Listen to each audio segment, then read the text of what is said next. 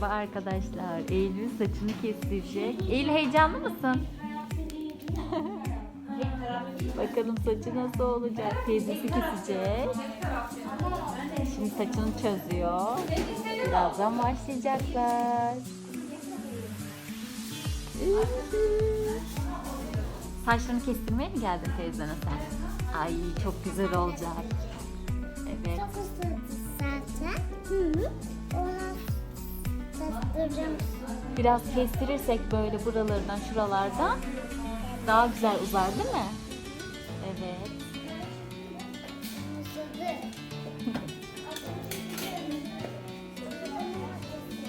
Evet, teyzenin makası o.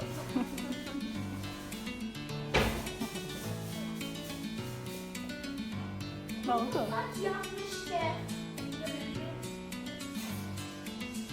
Sen de demiyor. Evet, sandalyen dönerli sandalye çok güzel. Merhaba. Merhaba.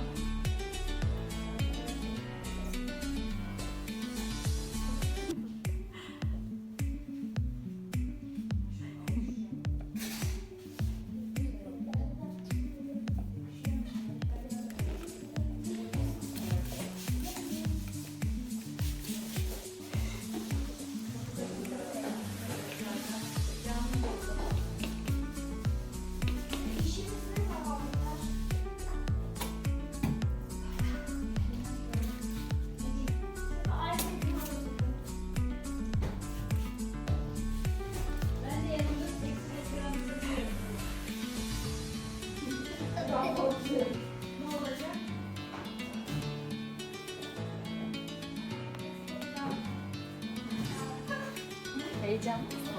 Sandalye dönmüyor. Döner bak.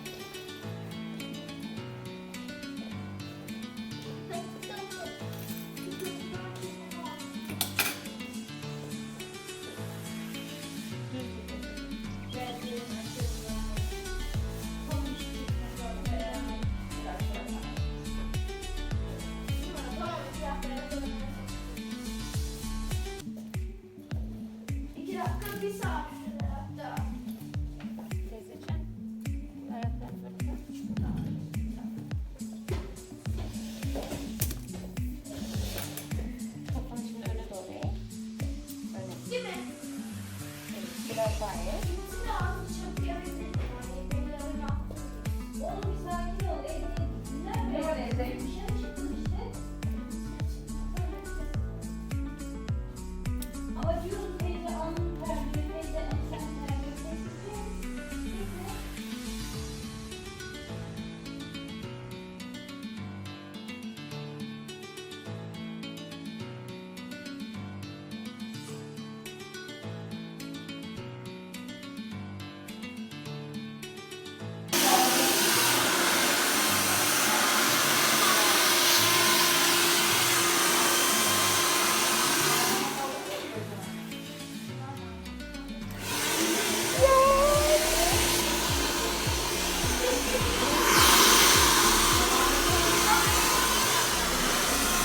Ben şimdi arkamı göstereceğim, bekle. Eylül bana bak bir.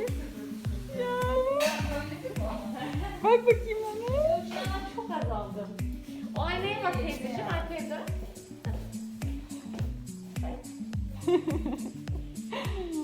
Beğendin mi? Çok beğendi. Çok mu beğendin?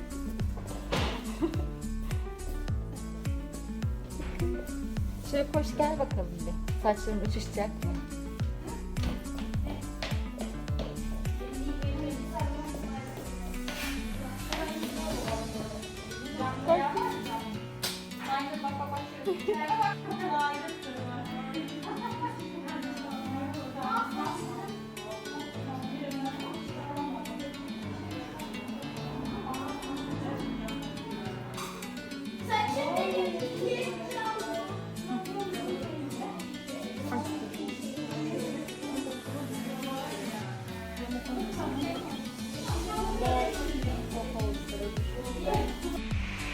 Saçlarını çok beğendin mi?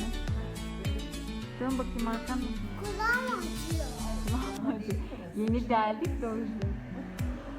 Ama çok güzel oldu kulağın. Bakayım Eylül. Saçlarına. Harika olmuş. Bayıldım. Küpene de bakayım.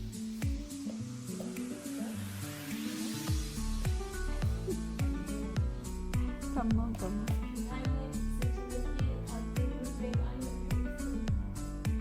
Bir şey mi?